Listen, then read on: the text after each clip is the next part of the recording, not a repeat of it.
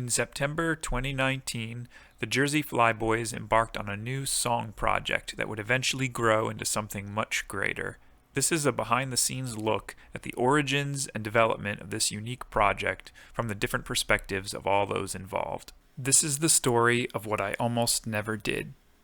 I had a stroke about 2 years ago, and my oldest son, saw me in the hospital bed, not knowing which way I was going to go. And he said, he wrote words to this song we're doing now, what I almost never did. And he wrote the words and the music. And the interesting part about that is, his feelings of what he hoped would happen. It was soon proposed that we contact some of Nick's old bandmates from when he first started playing music as a young man. We wanted to see if they would contribute to the song, and the project very quickly became not just another song, but a reunion of old friends. Among them was Greg Wandelt, who ended up playing percussion in What I Almost Never Did. Nick, it's been, probably 45 years. On this recording, I'm playing percussion, which is Latin percussion, mostly, and some other things. And I used to be like a set player, and I still can play set, but I've been focusing on Latin percussion more in the past probably 20 years. Really glad that I got together with these guys again. It was really special. Might not have seen him if Nick hadn't initiated, so I'm really glad that he did. We were also joined by Chaz Marsh, who supplied the bass guitar playing on the project.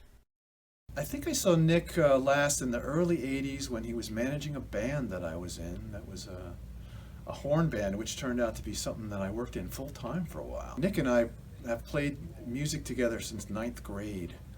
And then we got in the band with Greg when I was in a junior in high school.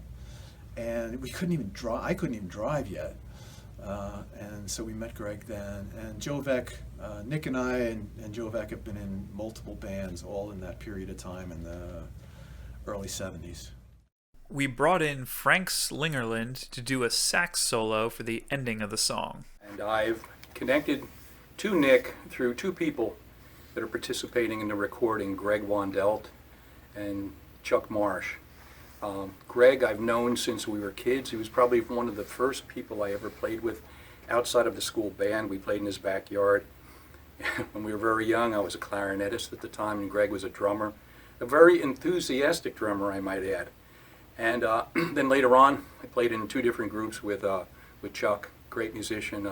He was always a great guy to play with. So with those two people, I've been brought into this project, and which I've been asked to participate in, and it's a real pleasure to do something for this cause. I started writing all these songs, and my kids were young. They heard me, and over the years, they heard me playing all these songs. So not too long ago, my oldest son said, "Listen, Dad, before you should really record all these songs before you croak." I thought, okay, fine. So we hooked up with Woodrock Studios and started recording these songs about 5-6 years ago. Interestingly enough, around a year ago, I got a call from a guy I used to play in a band with back in high school, a good buddy of mine, and he hooked up all my other musical buddies from back then, and they all came into the studio and recorded the song together. So it was a tremendous, great experience, really. I mean, it's a lifetime experience. And the bottom line is, I get to do all this. I'm extremely lucky to be able to play and hang out with all these old friends of mine who are basically, they're all aces in my book. And I'm just having a great time with them. Because we did it so many times on GoToMeeting for the last 2 months, there's not a lot of questions as to what's going to happen and when.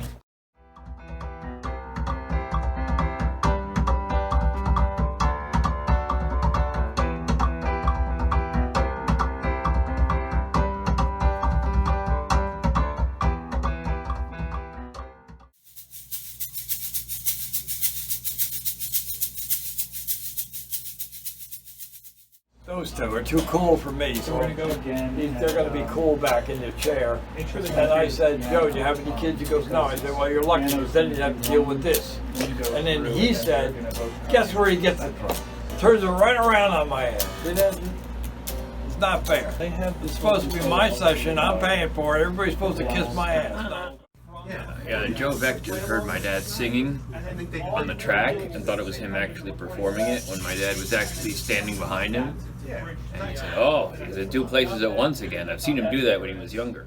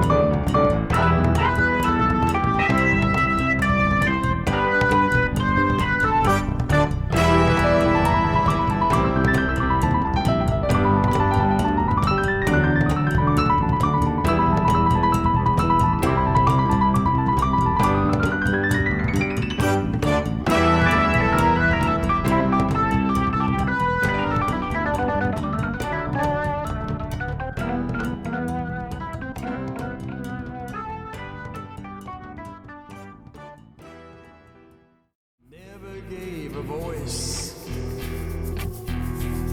to the music in my head.